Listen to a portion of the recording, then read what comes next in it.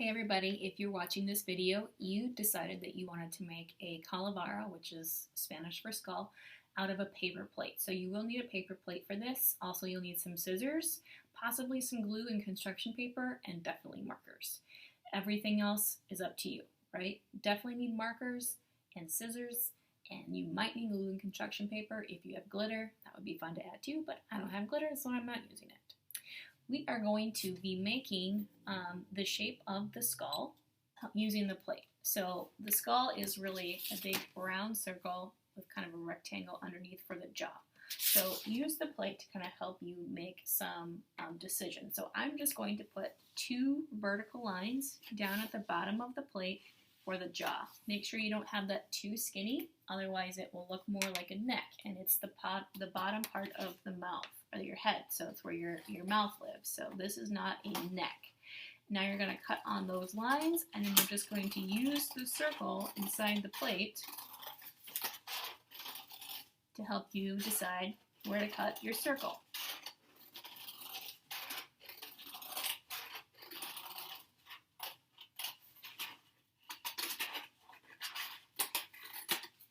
Alright, so this can just be thrown away, or if you want to use it to add other things on, you can do that.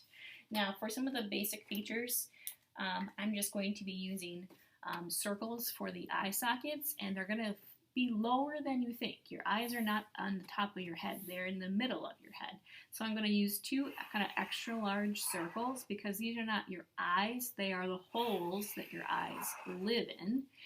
So that would be the eye sockets, and you could color those all in, or you could draw a design inside, like a marigold, which is a very common thing to see for Day of the Dead, or another design. I'm just going to draw the shapes to kind of go a little bit faster. For the nose, or where your nose would be, but in your skull, it's really kind of an empty kind of space. So I'm going to draw basically an upside down triangle, or you could even like make it a little bit of a heart upside down. That would work too. And then down here is where the mouth is. This is not a neck, so this would be where your mouth goes. So I'm going to just start with a straight line that goes across, so a horizontal line. And the ridges in the plate can kind of help me decide where the teeth go. So you could just draw vertical lines if you want to. You could also draw kind of the arches. So the ridges on the plate are kind of guiding me where I'm putting these teeth. And then on the bottom as well for your lower teeth. But this is something that you can totally stylize however you want. So for everything else, you guys can kind of decide what your decorations look like. You guys can refer to the sheet that I attached in the project for ideas. The only thing that I would really emphasize is that these calaveras tend to be symmetrical, which means if you have an imaginary line down the center, that it's the same on each side. So whatever you draw on one side, you would repeat on the other side in a mirrored version.